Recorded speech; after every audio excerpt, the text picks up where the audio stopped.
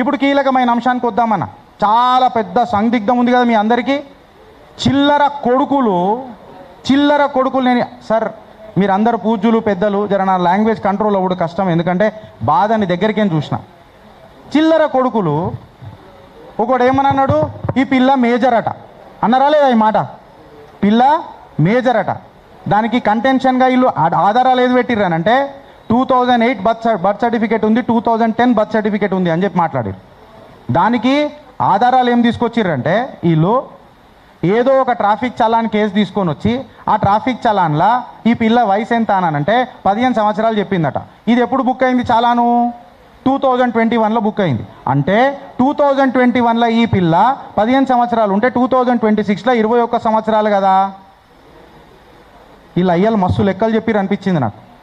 లెక్కలు మస్తు చెప్పిర్రు అయ్యలు, మస్తు నేర్పించిర్రు లెక్కలు అని చెప్పిన. ఈ లెక్కలలో తిక్కలు ఉన్నాయి. ఎందుకు చెప్పాలా అన్న? ట్రాఫిక్ చాలానప్పుడు ఎవడన్నా బర్త్ సర్టిఫికేట్ చూసిండా అన్న? ట్రాఫిక్ చాలానప్పుడు ఎవడన్నా మెట్రికులేషన్ సర్టిఫికేట్ చూసిండా అన్న? ట్రాఫిక్ చాలానప్పుడు నీ ఏజ్ ఎట్లా నిర్ధారించింది అనేది ఒక క్లారిటీ వచ్చిందా అన్న? నువ్వు మామూలుగా నిలబడ్డప్పుడు పోలీసు వాళ్ళు అడిగినప్పుడు చిన్న పసికూనలు భయపడరా? ఏమైంది అని అంటే ఎంత నీ వయసు అంటే 15 అని చెప్పి రాసేసి అయిపోయింది. దాన్ని పట్టుకొని వీళ్ళు వేస్తారు. ఇంకా ఇలా సక్కదనాలు చూడుర్రి. It was a mutual consent అంట. అరే అవులాగా, నేను అందుకే అన్న ఏటగాడు ఎడ్డోడు అయితే ఏమో మళ్ళీ గడిలకేనేమో అని అన్న పూలి. ఎందుకని అంటున్నా అంటే ఇది పాక్సోరా మైనర్రా.